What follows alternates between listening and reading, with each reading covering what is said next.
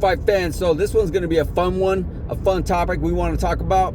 We have the insane brawl that took place at UFC 322. Yes, I'm talking about Dillon Danis versus the whole team of Islam Makhachev, the Muslim Brotherhood, if you will, from what Dana White has said. You know, it's crazy what this guy is doing. You know, he is such a troll. I mean, I get it what he's doing. I get what he's trying to do. I get he's trying to keep his name relevant. I get he's trying to become relevant. I get he's trying to even get in the fight. He talked about it with Michael Bisping on his podcast that he wants to be in the UFC, but unfortunately Dana White has banned him from all UFC events because it just seems like this guy cannot go anywhere without getting into some type of brawl. We remember at UFC, or not, excuse me, I think it was UFC 229, or, you know, I'm not exactly sure, but I know it was the Conor McGregor versus Khabib Nurmagomedov. What ended up happening? Well, Khabib choked out Conor, made him tap, and then went straight to Dillon Danis, jumped over the cage, and flew right on top of him. Then a whole brawl broke out and went all crazy. Then we remember Dillon Danis and this whole craziness that he was going through with Logan Paul at the press conferences, at the weigh-ins, just all kinds of stuff. You know, there was a lot of brawls there too. Then you see him here. Then there's just everything, everywhere he goes, there's always some kind of skirmish. You always see him either getting choked out or slapped or getting hit or something, or you hear some kind of backstage confrontation with him. It's just, there's always something. So I think that's why Dana White is just like, you know what, I can't deal with you, dude, because yeah, you may be a fighter, and yeah, you may be entertaining, but at the end of the day, you need the fighters to get to the fight. You guys can't be brawling outside and then try to get into the ring or the cage. So I'm not sure what he's trying to do. There's trash talking, and then there's just straight up taking it way too personal. I feel like Dillon Danis just takes it way too personal. I believe he's taking a little note from Conor McGregor, you know, with his personality and his taking it personal as well. You know, it's just so much that he does.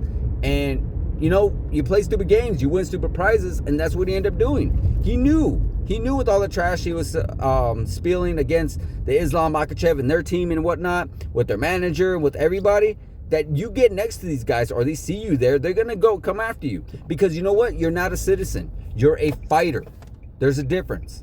See, if a fan is talking crap or talking all kinds of shit, they're going to approach him and they're going to punk him. They're going to be like, yo, you need to keep your mouth shut. But you're a fighter. You can defend yourself, and you are able to do whatever it is that other citizens can do. So they're going to treat you like a fighter, and they're just going to come after you. They're just going to just start landing punches on you. You know, a lot of fighters are going to be like, you know what? I know I could hurt a regular Joe Schmo. You know, I know I could hurt some regular average day guy, so I'm not going to necessarily come after him. But this is another fighter. So this is what we do. We fight. And when you're going to trash talk, you got to expect that exact same result. You got to expect some kind of consequence.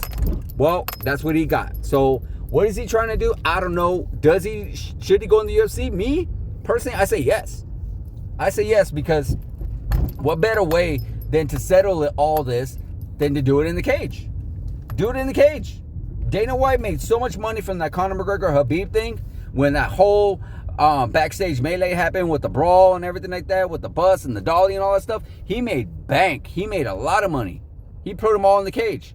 And then there was all that whole thing that went down with Jorge Masvidal and Kobe Covington, you know, with the whole law and everything like that. He made money in the cage with that too. Actually, I believe that was after the fight, so that could be wrong.